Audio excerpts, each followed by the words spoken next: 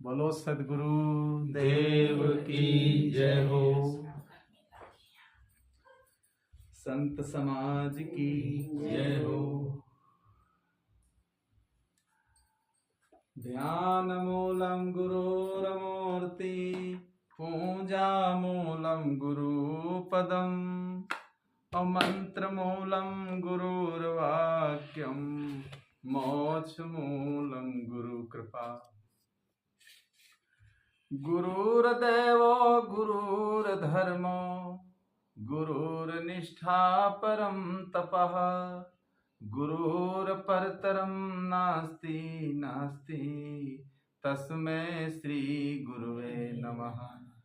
तस्मै श्री गुरुवे नमः।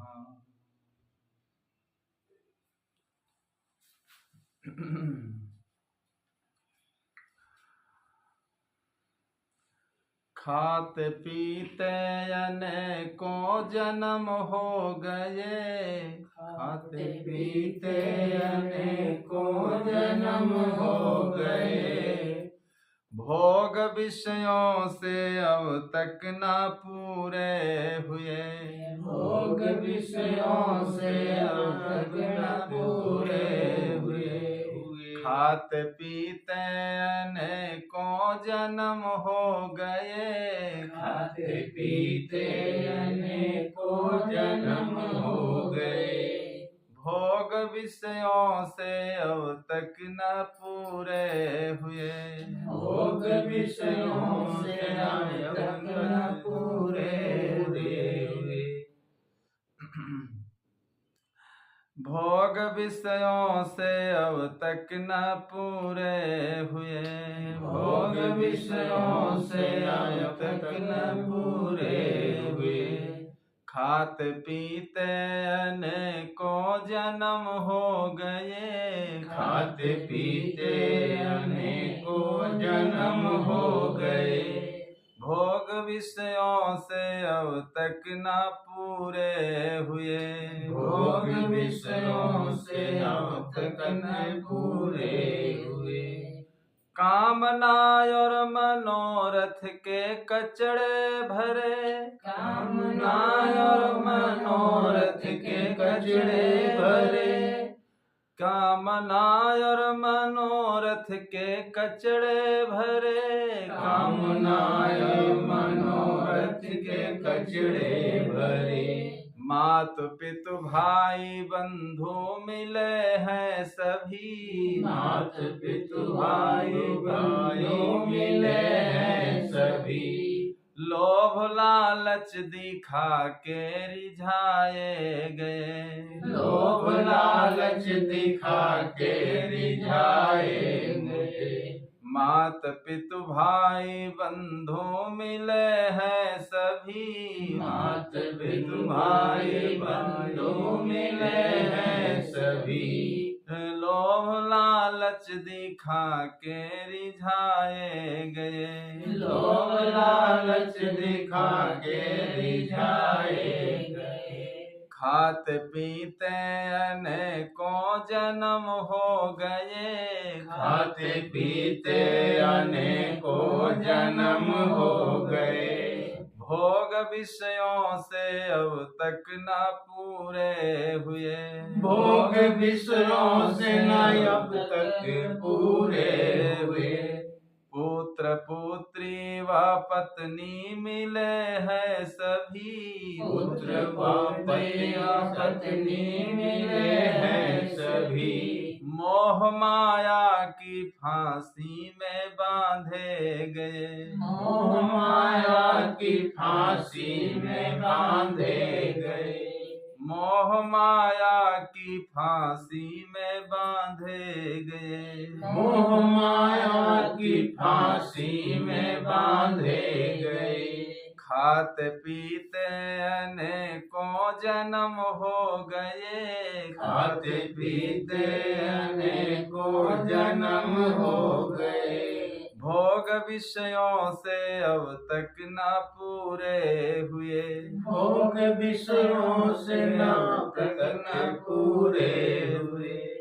कामना और मनोरथ के कचड़े भरे, कामना और मनोरथ के कचड़े भरे, ज्ञान बैराग झाड़ू से झाड़े गए, ज्ञान बैराग झाड़ू से झाड़े गए, ज्ञान बैराग झाड़ू से झाड़े गए, ज्ञान बैराग झाड़ू से झाड़े गए, खात पीते अनेकों जन्म हो गए, खाते पीते अनेकों जन्म हो गए, भोग विषयों से अब तक ना पूरे हुए, भोग विषयों से अब तक न पूरे हुए, हो गई जब कृपा मिल गए सद्गुरु, हो गई जब कृपा मिल गए सद्गुरु, हो गई जब कृपा मिल गए सद्गुरु, हो गई जब कृपा मिल गए सद्गुरु, धार उपदेश जल से नहाए गए, धार उपदेश जल से नहाए गए, धार उपदेश जल से नहाए गए, धार उपदेश जल से नहाए गए, खाते पीते अनेकों जन्म हो गए, खाते पीते अनेकों जन्म हो गए, भोग विषयों से अब तक न पूरे हुए, भोग विषयों से अब तक न पूरे हुए, तो छाप किसका धरूं नाम कुछ भी नहीं, छाप किसका धरूं नाम कुछ भी नहीं, नाम कल्पित है बेला कहूँ लखी अमर, नाम कल्पित है बेला कहूँ लखी अमर, नाम ही नाम में सब तबाह हो गए, नाम ही नाम में सब तबाह हो गए, नाम ही नाम में सब तबाह हो गए, नाम ही नाम में सब तबाह हो गए, खात पीते अनेकों जन्म हो गए, खाते पीते अनेकों जन्म हो गए, भोग विषयों से अब तक न पूरे हुए, भोग विषयों से अब तक न पूरे हुए, भोग विषयों से अब तक न पूरे हुए, भोग विषयों से अब तक न पूरे हुए, सद्गुरु देव की जय हो। अनंतों जन्म से देखिए जीव चार खानी में देखे भ्रमण करते आया है। अब चार खानी में अंडज पिंडज उष्मज और मनुष्य खानियां कई हैं, चार हैं। इन चारों खानियों में देखिए अंडज पिंडज उष्मज, अंडज पिंडज उष्मज और मनुष्य खानी, ये चार खानियां हैं। इन चार खानियों में देखिए जीव ये भ्रमण करते आया है। अब भ्रमण करते करते कर्मानुसार कहीं अंडज खानी में चला जाता है, कहीं पिंड खानी में, कहीं उष्मज खानी में। उष्मज खानी में देखिए कुछ खानियां योनिज हैं और कुछ अयोनिज हैं। योनिज माने जो देखिए योनि से जिनका जन्म होता है माता पिता से, और अयोनिज हैं जैसे उष्मज खानी। उष्मज खानी देखिए वो ठंडी गर्मी और इन तत्वों की क्रियाओं से देखिए जन्म हो जाता है उनका। अब कोई फल के अंदर कीड़ा हो गया, फल के अंदर कीड़ा हो गया तो वहाँ माता पिता की जरूरत कहाँ पड़ी, अपने आप ही तो जन्म हो गया। अधिक मिठास में कीड़ा पड़ जाते हैं। गिंजाई देखिए लाल लाल दिखाई पड़ता है और दूसरे दिन देखिए रेंगने लगती। तो उष्मज खानी में न जन्म होते देरी है और न मरते देरी है। बहुत कहते हैं पाप जिसके ज्यादा होते हैं तो उसमझ खाने में वो चला जाता है। तो खाते पीते अनेकों जन्म हो गए और भोग विषयों से अब तक न पूरे हुए। देखिए खाते खाते पूरा जीवन कितना हम लोग खाते हैं, लेकिन जबान कहीं पूरी होती? आंखें देखते देखते थक जाती हैं और आंखों की नजर भी देखे कम हो जाती है, लेकिन आंखें कभी ये छकती नहीं। जबान भी देखे कभी तृप्त नहीं होती है। कितना खाया, जब से जन्म हुआ खाते खाते तो आए, और रोज खाना। अब आज खाए, अभी सुबह हो फिर खाओ। तो खाते पीते अनेकों जन्म हो गए और भोग विषयों से अब तक न पूरे हुए। आज तक देखिए इसका इच्छाएं जो हमारे अंदर की वो पूरी नहीं हुई। बड़े बड़े राजा महाराजा सब आए इस संसार में, सबकी इच्छाएं अधूरी ही रह गई, संसार से चले गए। राजा ययाति जो देखिए अपने पुत्र से ही देखिए वो जवानी मांगने लगे, अपने पुत्र से ही कहने लगे कि बेटा हमें अपनी जवानी दे दो। अब कितने शर्मिंदा की बात है। तो अब उनकी इच्छाएं पूरी नहीं हुई। ये मन देखिए, ये इंद्रियाएं कभी तृप्त नहीं होती। अग्नि में आप घी डालते रहिए बराबर तो अग्नि और बढ़ती जाएगी। अगर अग्नि को बुझाना है तो घी डालना बंद कर दो। इच्छाओं को अगर रोकना है तो इच्छाओं को भोग देना बंद कर दो, और जब तक आप भोग देते रहोगे तो इच्छाएं और बढ़ती जाएंगी और बढ़ती जाएंगी और बढ़ती जाएंगी, वो कभी पूरी होने वाली नहीं। तो इसलिए 5 ज्ञान इंद्री, 5 कर्म इंद्री और 11वां मन, देखिए ये इसी को तो बस में कर लेना ही तो पूरी तपस्या है, पूरी साधना है। और इनको जो बस में नहीं करते हैं, अब चाहे जितना पूजा पाठ नमाज पढ़ते रहें, पूजा पाठ नमाज, कई बार नमाज भी अदा करते हैं, कई बार पूजा भी करते हैं, लेकिन अगर मन ठीक नहीं है, इंद्रियाएं ठीक नहीं है, तो आपका जीवन कैसे शांतिमय होगा? कभी होने वाला नहीं है।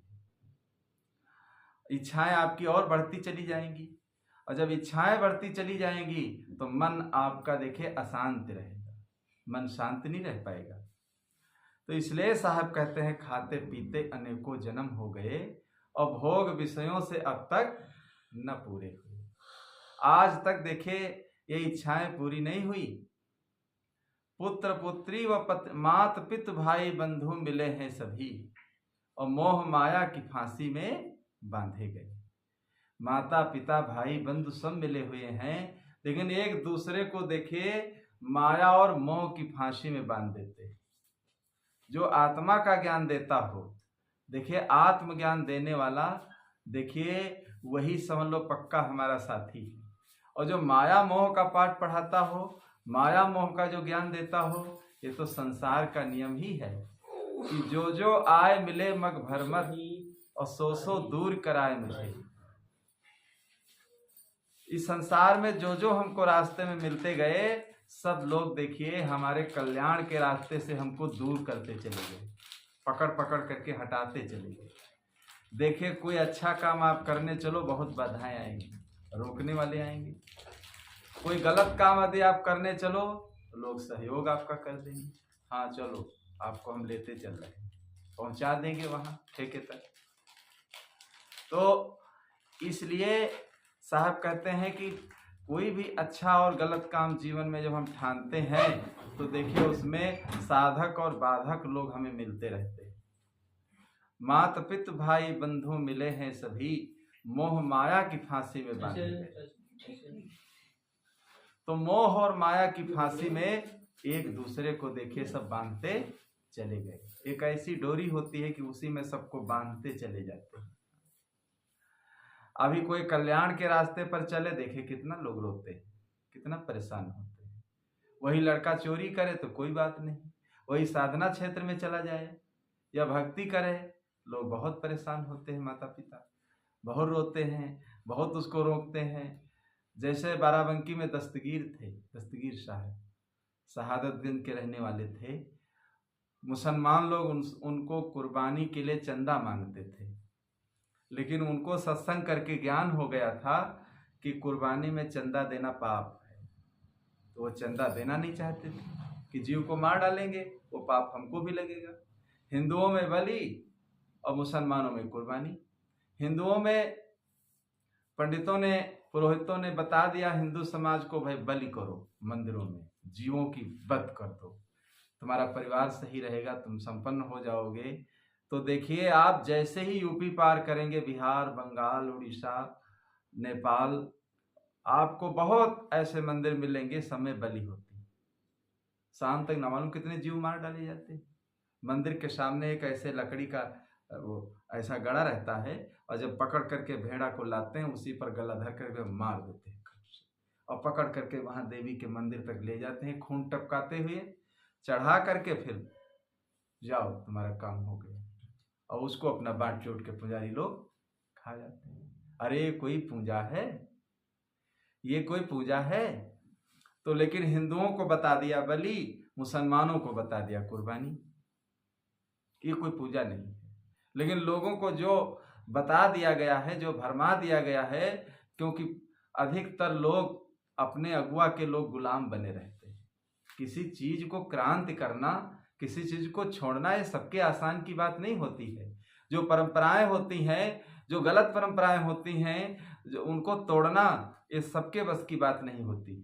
जो बहुत निष्पक्षवादी होता है, बहुत हृदय का, देखिए बिल्कुल एकदम पक्षपात से जो अलग होता है, कहीं चिपका नहीं होता है, वही तोड़ पाता है पुरानी परंपराओं को। अब दहेज प्रथा है, अब देखिए दहेज प्रथा कहाँ टूट रही है, मृत भोज कहाँ टूट रहा है।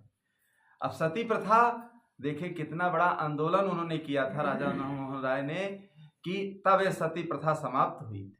बताओ, पति अगर खत्म हो जाए, जीवित ही लड़की को जला देते थे, ऐसा जोश भर देते थे कि वो लड़की को मरना पड़ता था पति के साथ। अरे जिसका समय पूरा हो गया, शरीर छूट गया, अब वो लड़की है बेचारी, तो उसका उसी चिता में उसको जिंदा जला दोगे?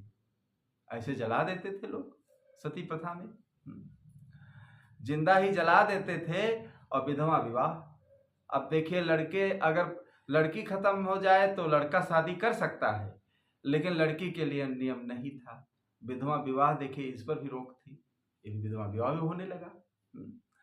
तो कुछ ऐसी कुरीतियां थी, जो ऐसी परंपराएं थी, उनको कौन लोग तोड़े? जो क्रांति करने वाले थे, वो लोग तोड़ पाए। सब लोगों की बस की बात नहीं है तोड़ना। सब लोग तो डरते हैं, नहीं बलि करेंगे हम मर जाएंगे। अभी हमारे पास एक फोन आया था सीतापुर जिले से, अभी 5-6 दिन हुआ है। तो वहां 5 जीव मारते हैं, पकड़ करके 5 जीव मारते हैं, पूजा करते हैं और सबसे चंदा लेते हैं। चंदा लेकर 5 जीव ला करके और फिर उनको मार देते हैं। हमसे कहने लगे क्या किया जाए? तो हमने कहा देखिए भाई, कुछ लोग 10-5 लोग एकजुट हो जाओ। 10-5 लोग जब एकजुट हो जाओगे तभी उसको तोड़ पाओगे। सारे गांव के लोग एक हैं, अकेले करोगे, अकेले नहीं उसको रोक पाओगे। जहां 1000 लोग एक तरफ बोलेंगे तो अकेले तुम क्या करोगे? कोई कमेटी बना लो, कई गोष्ठी बनाओ, उसमें कई लोग जब जुड़ जाते हैं तब फिर कहने से बनता है कि भाई ये गलत है। प्रसाद बांट दो मंदिर में, और ये मूर्ति के सामने बताओ 5-5 जीवों की हत्या, इससे पूरा गांव क्या सुखी रहेगा? किसने बता दिया आपको कि पूरा गांव सुखी रहेगा ऐसे? तो ऐसे ही लोगों को भटकाया गया, भरमाया गया और लोगों को गुमराह किया गया। गिर साहब जो थे, उन्होंने चंदा नहीं दिया कुर्बानी के लिए, कहा हम चंदा नहीं देंगे, चले जाएंगे यहां से। इतना लोगों ने परेशान किया उनको, लेकिन चंदा फिर नहीं दिए और छोड़ दिया, वहां से चले आए। शहादतगंज बाराबंकी जिले में एक कस्बा है, वहां के रहने वाले थे, छोड़ दिया। फिर आ करके देखिए इसी बहराइच रोड पर दलसराय में उन्होंने आश्रम मुकाम बनाया अपना, वहीं पर आश्रम भी बना है उनके नाम से, और वहीं पर रहने लगे आकर के दोनों प्राणी। कोई संतान नहीं थी, कोई औलाद नहीं थी, और लेकिन कुर्बानी के लिए चंदा नहीं दिया। वो समझ गए पाप है। तो लोगों को बता दिया गया कि जीवों को अगर काटोगे तो तुम्हें सवाब मिलेगा। अरे जीवों को कहीं काटने से कहीं सवाब मिलता है? लेकिन अगुआ धर्म के जो अगुआ लोग थे, जो समझाते चले गए, पछुआ लोग सब मानते चले गए, कोई उसमें विचार करने वाला नहीं है। विचार वही व्यक्ति करेगा जो कबीर सिद्धांत से जुड़ा है, जो कबीर सिद्धांत से जुड़ा है, या बुद्ध जी के विचारों को समझ रहा है, या अंबेडकर जी के विचारों को समझ रहा है। देखिए वही क्रांति करेगा, वो निडर रहेगा, वो तोड़ देगा जितनी परंपराएं हैं। और जिसके अंदर भय बना रहेगा, डर बना रहेगा, वो नहीं तोड़ पाएगा। तो इसलिए साहब कहते हैं कि भाई जितनी ये कलुषित परंपराएं हैं, ये परंपराएं जो बनाई गई हैं, किसने बनाया? मनुष्य ने ही बनाया। कोई ऊपर से आसमान से बनकर नहीं आई, मनुष्य ने बना दिया। अब सारे गांव के लोग परेशान हैं उसमें। बताओ, अब सब लोग पैसा दो, फिर जीव लाओ, फिर मारो उनको, तो गांव के लोग सुखी रहेंगे, गांव के लोग जो है बढ़िया सुरक्षित रहेंगे। अरे किसी एक जीव के मारने से कहीं सुरक्षित रहेंगे गांव के लोग? लेकिन जो बता दिया गया, जो बहका दिया गया, उसी में देखिए सब के सब लोग भटकते रहे। आज भी लोग भटकते हैं उसी गुमराह में, उसी चक्कर में, चक्कर काटते काटते उसी में परेशान रहते हैं। तो सत्संग का मतलब यही है, कबीर विचारों से जुड़ना यही है कि कबीर साहब ने क्या संदेश दिया, कबीर साहब ने क्या बताया, कबीर साहब ने क्या आवाज़ उठाई, कबीर साहब के विचार क्या थे, कबीर साहब की भावना क्या थी, कबीर साहब समाज को क्या देना चाहते थे, कबीर साहब किस गुलामी से छुटकारा दिलाना सबको चाहते थे। केवल उसमें दीक्षा ले लेना बस, इससे काम चलने वाला नहीं है। केवल दीक्षा ले लिया बस, अब पता ही नहीं है कि कबीर, कोई पूछे किस पंथ में हो तुम, तो पंथ तो बता दोगे, कबीर पंथ में है। लेकिन अगर ये पूछे कबीर साहब क्या बताते हैं, क्या आपको बताया गया है, तो नहीं बता पाओगे। तो कबीर साहब ने देखे मानवता का पाठ उन्होंने पढ़ाया। उन्होंने धर्म के जितने अगुआ थे, इनको सबको आड़े हाथे लिया है, सबको फटकारा है। कहते हैं जो समाज के अगुआ लोग हैं उनको पकड़ पकड़ करके फटकारा। इंजन देखिए सुधर जाएगा तो डिब्बे अपने आप उस सीधे चलते चले जाएंगे। देखिए जो घर का मालिक है उसी को अगर पकड़ करके समझा दिया जाए तो 20 लोग जो उसके पीछे चल रहे हैं वो तो धीरे धीरे आ ही जाएंगे लाइन पर। और मालिक ही जब नहीं समझ पाएगा तो पीछे के लोग क्या समझ पाएंगे? नहीं समझ पाएंगे। तो धर्म के जो अगुआ लोग थे, जो मौलवी लोग थे, जो पंडा लोग थे, जो ब्राह्मण लोग थे, जो समाज के ठेकेदार बने हुए थे, इनको पकड़ करके उन्होंने समझाया। कहाँ है कबीर हम जात बुकारा, और पंडित होय सो ले बिचारा। तो वो किस पंडित को कहते हैं? केवल ब्राह्मण जात में केवल जन्म ले लेने से उसकी बात तो नहीं कहते। पंडित होय सो ले बिचारा, जो ज्ञानी हो, जो ज्ञानी हो हमारी बात को समझ जाएगा, विचार कर लेगा उस पर कि क्या ये सत्य है, क्या ये असत्य है। और जिसके अंदर ज्ञान ही नहीं वो क्या समझ पाएगा? हम जो बता दे आप मान लेंगे। अगर आपके अंदर तर्क चिंतन है और आप निष्पक्षवादी हैं तो हम जो बात बताएंगे उस पर आप विचार करेंगे कि जो आज ये बात बताई गई है तो ये सत्य है कि असत्य है, झूठ है कि सच है, क्या है इसमें। तो जब तक व्यक्ति विचार नहीं करेगा और सुनी सुनाई बातों को वैसे मान लेगा, जो कह दिया गया वही मान लिया, तो उससे क्या है, काम बनने वाला नहीं है। सुनी सुनाई बातों को मानकर कैसे लोग देखिए भ्रम चक्कर में फंस जाते हैं और कैसे अपने जीवन को भटका लेते हैं। जो विचार करते हैं देखिए वही सही असली बात को समझ पाते हैं। कैसे सुनी सुनाई बातों में भटक करके अपने जीवन को बेकार कर लेते हैं। सदगुरु प्रेम साहब ने सत्य ज्ञान प्रकाश में एक सोढ़लमल की एक कहानी लिखी। वो सोढ़लमल की कहानी है पद्य रूप में। सबसे पहले देखिए उन्होंने सत्य ज्ञान प्रकाश की ही रचना किया था। बाराबंकी संत समाज में सबसे पहले उन्होंने कलम जब उठाई तो सत्य ज्ञान प्रकाश की रचना की। सत्य ज्ञान प्रकाश देखिए पद रूप में पुस्तक है और बड़ी ही अनोखी पुस्तक है। सब पूरी पद में है, लिखी गई है, 7 प्रकरण है उसके। तो उसमें इस कहानी को पद रूप में लिखा गया है और लेकिन हम आपको गद्य रूप में बताएंगे कि कैसे भ्रम चक्कर में फंस करके बहुत ऐसे प्रसंग उसमें है। गुरुआ प्रसंग है कि गुरु कौन है, गुरुआ कौन है, और 7 प्रसंगों में बहुत कहते हैं एकदम तीखा निर्णय किया गया है, सत्य के दर्शन कराए गए हैं उसमें। तो सोढ़लमल एक धोबिन थी, एक राजा के यहाँ देखिए वो सेवकाई करती थी।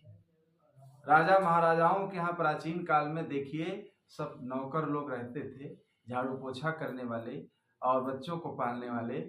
तो उसके कोई संतान नहीं थी। तो संतान जब नहीं थी तो जब घर को जाती थी अकेली तो परेशान रहती थी बेचारी।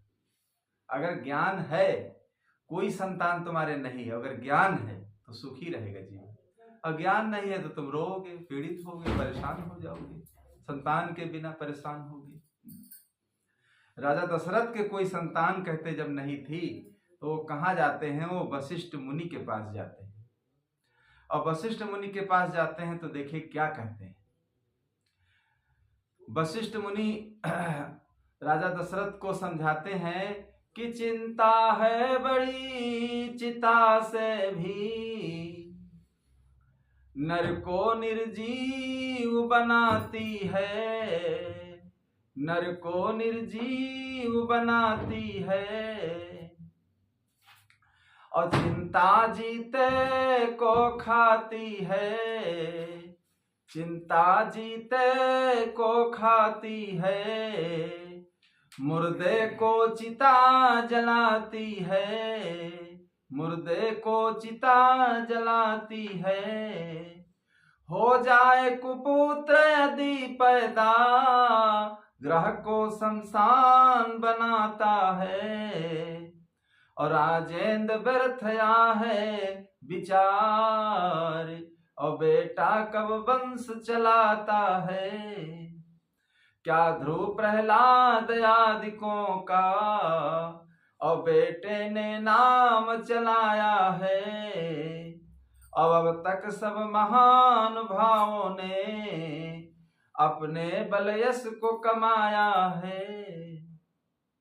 वशिष्ठ मुनि देखिए राजा दशरथ को क्या ज्ञान देते हैं, चिंता और चिता। देखिए चिंता जो होती है जीते को जला देती है और चिता तो मुर्दे को जलाती है। किसी प्रकार की अगर चिंता आपके अंदर है तो आप जल जाएंगे धीरे धीरे।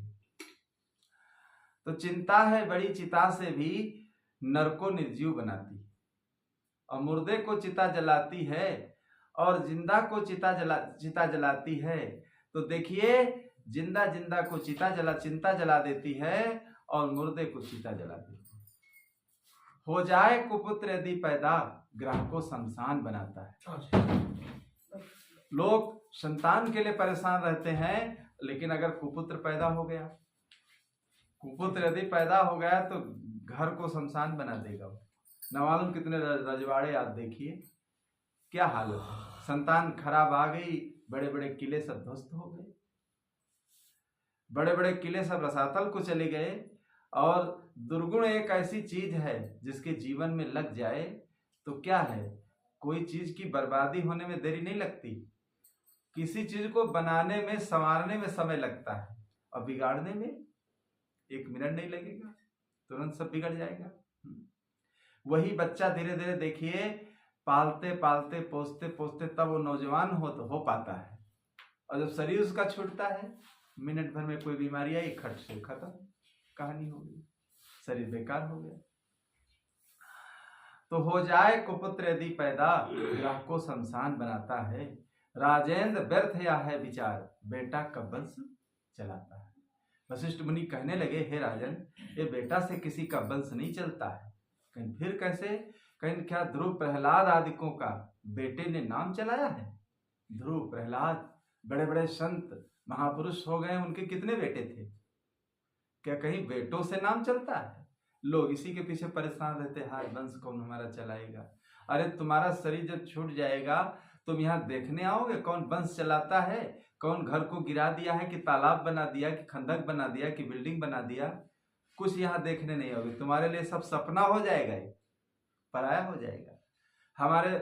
हमारे घर में जो माता पिता भाई बंधु पितामह जो पूर्वज लोग यहाँ पहले रहते थे, देखिए वो कहीं देखने आए आज तक? यहाँ क्या है? कोई देखने यहाँ नहीं आता है, केवल मन की एक विडंबना होती है। तो इससे नाम नहीं चलता है। नाम तो चलता है व्यक्ति अच्छे काम करता है, उससे उसका नाम चलता है। आप देखिए भारतीय परंपरा में इतनी बड़ी लिस्ट है, रामकृष्ण, ध्रुव प्रहलाद, मीरा, सेवरी, स्वामी दयानंद, स्वामी विवेकानंद, स्वामी शंकराचार्य, अरे कितने नाम गिनाए जाए, स्वामी राम तीर्थ, और बहुत बड़ी ये लिस्ट है अध्यात्म परंपरा की। बताओ कितनी इनके संतानें थी। सदुर कबीर देखिए झुग्गी झोपड़ी में रहने वाले, लेकिन आज देखिए गांव गांव उनके नाम से संस्थाएं बनी हैं, गांव गांव संस्थाएं बनी हैं। भारत के कोने कोने आज देखिए उनकी वाणी पर लोग रिसर्च करते हैं, बड़े बड़े विद्वान लोग देखिए उसका अर्थ नहीं लगा पाते हैं। तो कोई संतान से किसी का नाम चलने वाला नहीं है।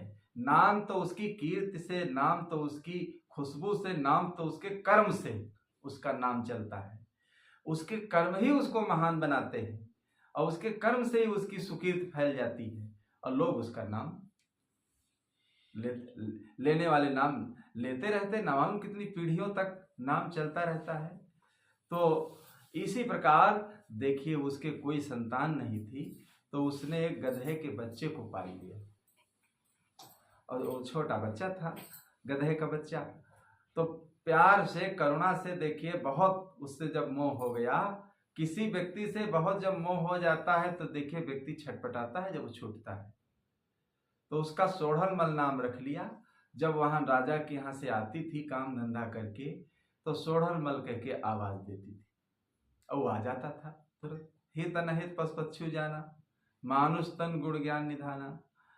तो एक दिन क्या हुआ, कोई बीमारी लगी और जब कोई बीमारी लगी तो वो मर गया अचानक, बच्चा जो था गधे का। जब मर गया तो इतना रोई, इतना रोई, इतना परेशान हुई कि रोते रोते रनिवास को गई जो रानी की सेवा में रहती थी। तो रानी ने देखा हमारी बांदी रो रही है, तो रानी ने पूछा नहीं कि तुम क्यों रो रही हो, रानी भी रोने लगी। तब तक राजा आए तो राजा ने देखा रानी रो रही है तो राजा भी रोने लगे, राजा ने भी नहीं पूछा। राजा जब रोते रोते निकले तो बाहर मंत्री लोग थे, खड़े थे सब, वो भी रोने लगे। पहरेदार आगे थे, वो भी रोने लगे। सिपाही थे, वो भी रोने लगे। उनको देखकर पूरी प्रजा सब रोने लगी, सब हाहाकार मच गया चारों तरफ रोने का। कोई किसी से पूछने वाला कोई नहीं, सब रोने लगे। तब तक एक महात्मा जी उधर से आए। वो महात्मा जी बहुत ही विवेकी थे। देखिए हर काम में हर जगह विवेक को लगाना चाहिए। विवेक ऐसा होता है जैसे दूध में, आप दूध बेचने वाले देखिए जब डेयरी पर ले जाते हैं तो उसमें फैट के लगाते हैं, कितना फैट आपके दूध में आया उसी हिसाब से आपको पैसा मिलता है। तो विवेक एक ऐसा थर्मामीटर है, जैसे बुखार के लिए थर्मामीटर लगाया जाता है। कोई भी काम है, कोई चीज कोई बता रहा है तो उसमें विवेक रूपी थर्मामीटर तो लगाओ, तब तो उसमें आएगा कि कितना बुखार है और उस पावर की टिकिया दो भाई। अब उसको नहीं दिया, दे दिया कितने पावर की हाई फाई टिकिया, उलट जाएगा वो व्यक्ति। तो विवेक रूपी थर्मामीटर देखिए हर व्यक्ति को लगाना चाहिए, अपने पास रखना चाहिए। तो महात्मा जी ने पूछा, वो विवेकी थे, कि ये सारी जनता सब रो रही है, जरूर इसमें कुछ दाल में काला है। सब के सब रो रहे हैं, कोई किसी से हालचाल पूछने वाला नहीं है। वो पूछते गए तो सब बताते गए। सिपाही जाने, जनता ने कहा, सिपाहियों ने कहा मंत्री जाने, मंत्री ने कहा राजा जाने, राजा से पूछा कहें रानी जाने, रानी से जब पूछा तो कहें बांदी जाने, बांदी से जब पूछा गया तुम क्यों रोई, तब बांदी ने कहा हमारे सोढ़लमल मर गए थे इसीलिए मैं रोई। कहे सोढ़लमल कौन थे, देवता थे कि कोई देवी थे कि कोई इंसान थे, कौन थे सोढ़लमल? कहीं देवी देवता कोई नहीं थे, गधे का बच्चा था। गधे का बच्चा था, वो मर गया। बताओ, कोई विवेक करने वाला नहीं, गधे के बच्चे के कारण सारी दुनिया रोने लगी, हाहाकार मच गया। ये संसार ऐसा भेड़िया धसान है, इसमें विचार करने वाला कोई नहीं है। कोई हवा अगर फैला दी जाए देखिए सब उसी को मान लेते, हाँ हाँ हाँ हो गया होगा। तो अगर आप नहीं मानते, कहते भाई तो कबीर पंथी ये नहीं मानते कुछ, अब ये हवा फैला देते हैं। अरे कबीर पंथी पानी को पानी मानते, अग्नि को अग्नि मानते, हवा को हवा मानते, पृथ्वी को पृथ्वी मानते, पत्थर को पत्थर मानते, नर को नर मानते, नारी को नारी मानते। क्या नहीं मानते? अब आप समझ नहीं पाते हो, इसलिए आप उल्टा ही लगा देते। तो हर चीज में विवेक की जरूरत है और जब तक विवेक नहीं लगाओगे तो कोई काम व्यवस्थित जीवन का नहीं हो पाएगा। आपके पास धन है, शरीर में आपके ताकत बहुत है, और समय भी आपके पास है। बहुत लोगों के पास समय रहता है तो ताश खेलते हैं, या इधर उधर अपना गए, कोई पुलिया कोई चौराहे पर बैठ करके अपना इधर उधर के अपना गंदी बातों में समय गंवा देते। समय गवावत बद बढ़ी और चीन न पावत आप। तो बद बढ़ी में समय को अपने गंवा देते हैं। अब उनके अंदर विवेक नहीं है कि समय है तो लाओ कोई सदग्रंथ पढ़ लें, लाओ समय का अपने सदुपयोग कर लें। अब ये ज्ञान नहीं उनके पास, तो समय को ऐसे गवा देते। ताकत है शरीर में तो ताकत से क्या है, जगह जगह लड़ाई करते, झगड़ा करते, मार काट करते, उसका भी गलत उपयोग करते।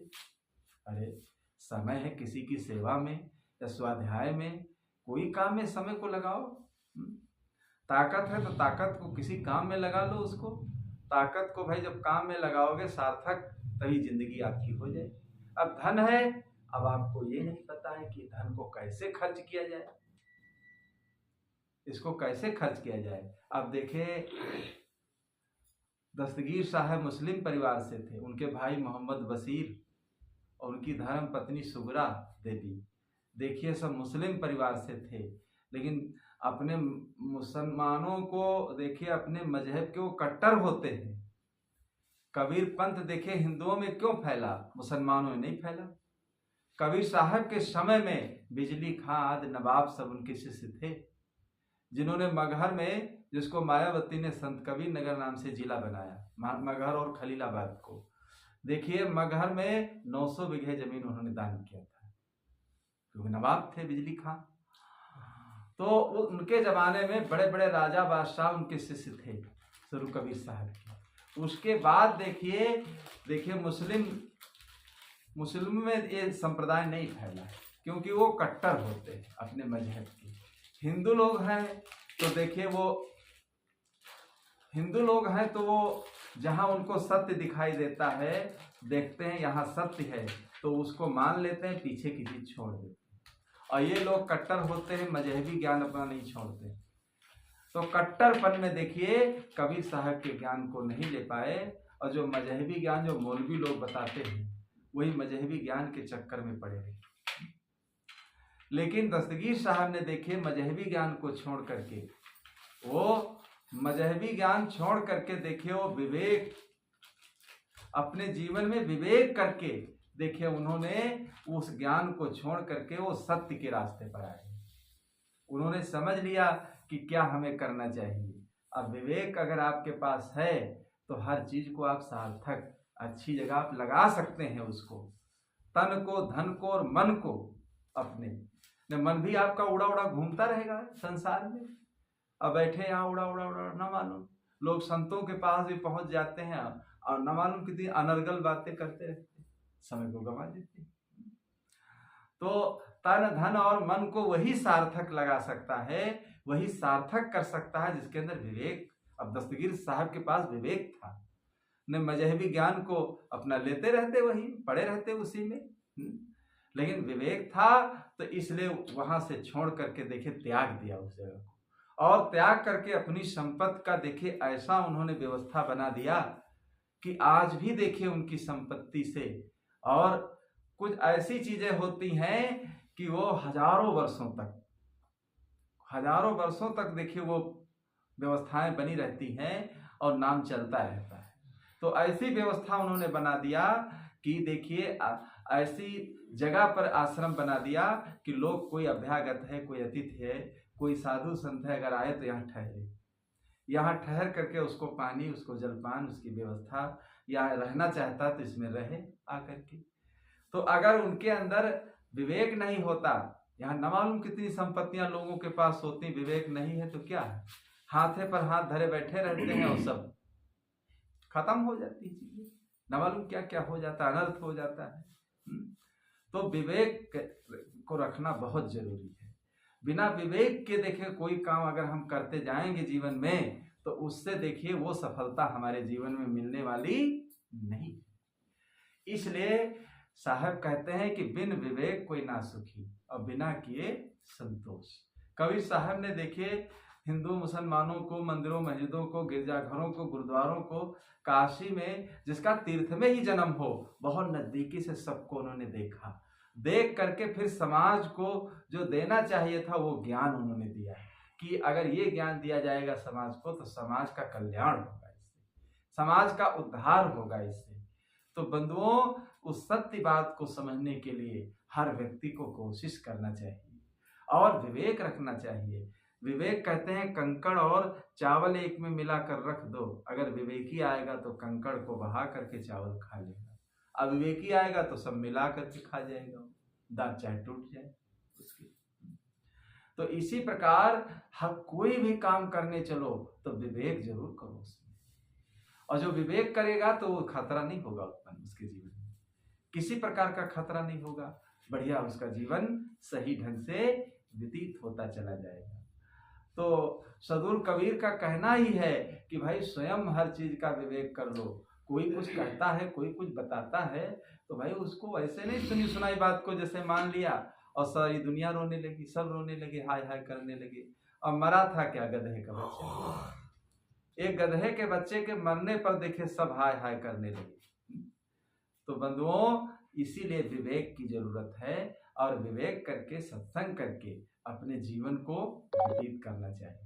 साहेब के पंथ में आकर फिर भी अनुमान, भ्रम, अंधविश्वास, ढोंग ढकोसला, पाखंड, ये सब अगर अंदर घुसा रहा तो कोई और दुनिया में कोई पंथ नहीं मिलेगा, कोई और पंथ नहीं। वो तो और यही सब चीजों को बताया जाता करो, यहाँ हर चीज को छुड़ाया जाता है।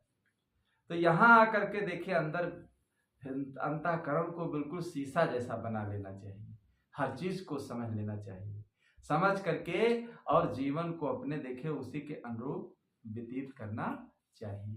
बोलो सद्गुरु देव की जय हो।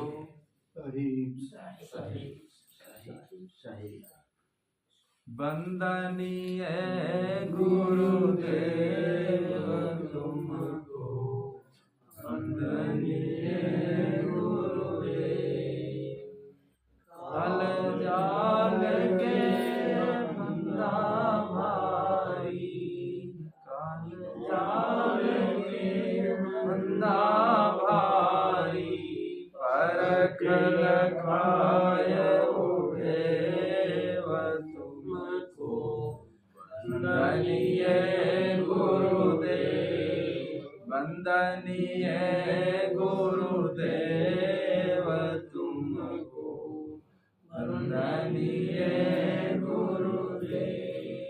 वेद शास्त्र सब खोजत हारे, शास्त्र सब खोजत हारे, मर्म न जानत केव तुमको, वंदनीय गुरुदेव, वंदनीय गुरुदेव तुमको, वंदनीय गुरुदेव। गुरु समान और को दाता, गुरु समान और को दाता, ताकि करिए सेव तुमको, वंदनीय गुरुदेव, वंदनीय गुरुदेव तुमको, वंदनीय गुरुदेव। साहेब कबीर भय पद दाता, साहेब कबीर भय पद दाता, पूर्ण परख समेव तुमको, वंदनीय गुरुदेव, वंदनीय गुरुदेव तुमको, वंदनीय गुरुदेव। वंदो सनम पाहि शीस वेट धरमारि, वचन उचारो अमृत ही, सत्य प्रेम के दास सारी। जय हो।